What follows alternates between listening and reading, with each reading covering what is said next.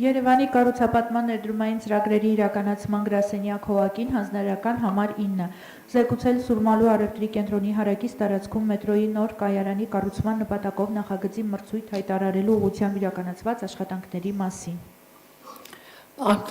Քաղաքապետ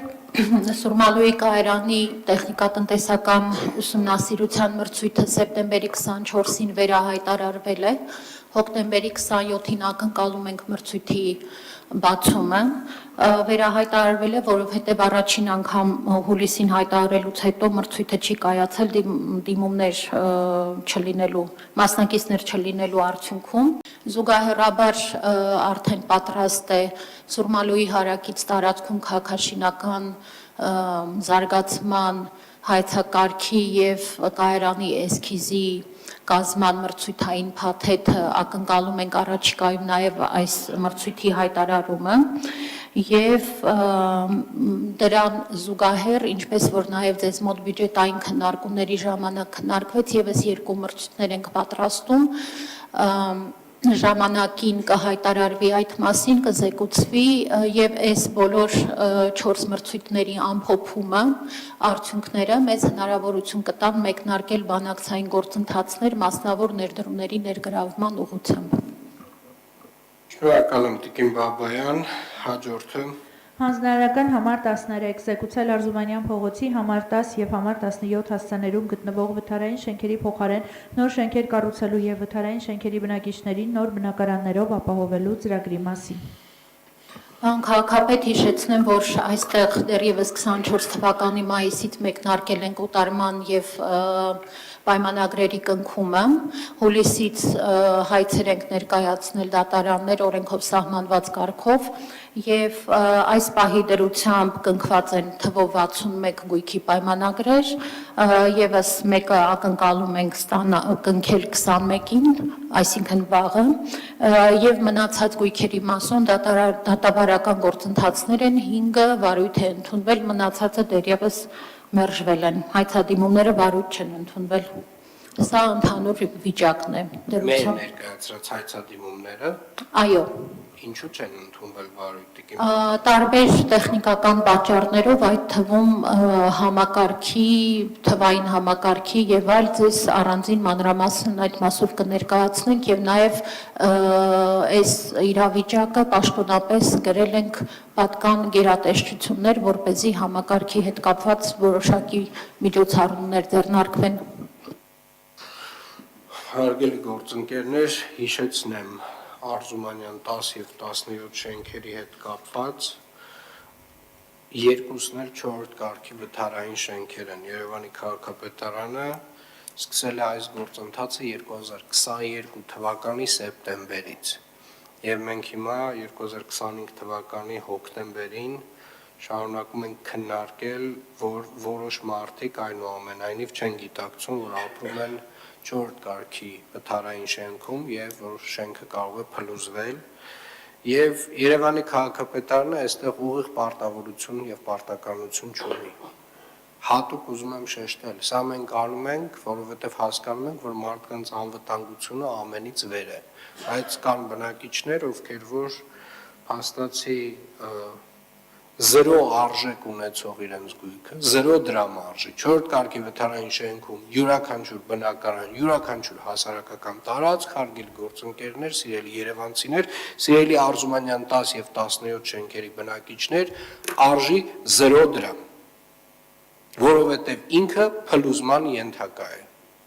Եվ Երևանի քաղաքապետարանը առաջարկել էր ծրագիր, որով որ 10 և 17 շենքերի բնակիչներին մենք կվերաբնակեցնենք, այդ տեղերում կկառուցենք նոր շենքեր և համապատասխանաբար կփոխհատուցենք արդեն բնակարաններով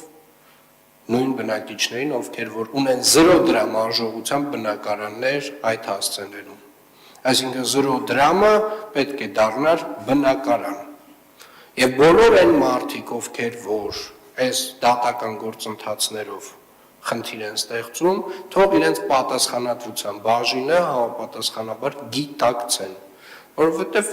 ինչքան կարանք եւս 3 տարի այս process-ները իհարկե տանենք, բայց Տիկին Բաբայան անկեղծ ասած, սա ձեզ չի ազատում պատասխանատվությունից, որ դուք հիմա ինձ ասում եք ինչ որ բաներ դատական հայցեր ունենք, որոնք որ մերժվել են։ Դա ինձ չի հետաքրքրում ինչ պատճառով, տեխնիկական, ոչ տեխնիկական, դա ձեր պատասխանատվությունն է եղել։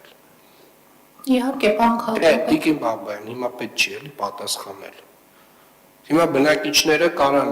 չգիտակցեն, որ այդ շենքը փլվում է ոչ միայն իրենց գլխելը, մի բան էլ կարող է նրանք առհասարակ այդ բաներ կան, չէ՞։ Մի մասը առհասարակ նույնիսկ այնտեղ էլ չի բնակվում։ Հիմա տենանք դատարանով կարող է մի բան ավել։ Հիմա դատարանը որ փորձաքննություն նշանակի, մեկը գնահատի այդ բնակարանները։ Գնահատողը որ մոտենա այդ շենքի ճաքերը տենա, եզրակացությունը կարդա սեյսմիկի, տեսնի 4 ռիսկայնության վթարային շենք է, ի՞նչ է գնահատելու այդ շենքը, կամ այդ բնակարանը, կամ այդ հասարակական տարածքը։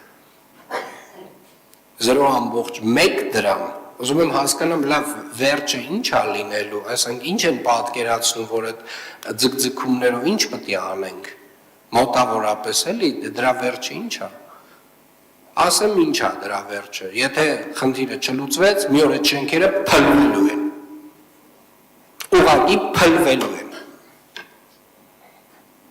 Ու պատասխանատվությունը այո, առաջին հերթին լինելու է նրանց վրա, ովքեր որ ամեն կերպ խոչընդոտում են ծրագրի իրականացմանը։ Թող բոլորը սենց պարզ շիտակ իմանան։ Մենք նախորդ 2 տարվա ընթացքում մոտ 70